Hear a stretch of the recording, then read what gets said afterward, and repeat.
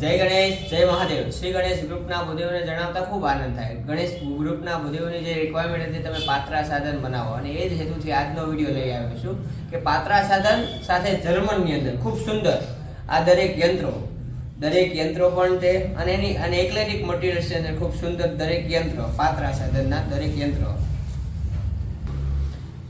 ખૂબ સુંદર યંત્ર અને એના સ્ટેન્ડ પ્યોર જર્મનની અંદર દરેક પ્રકારના એના સ્ટેન્ડ.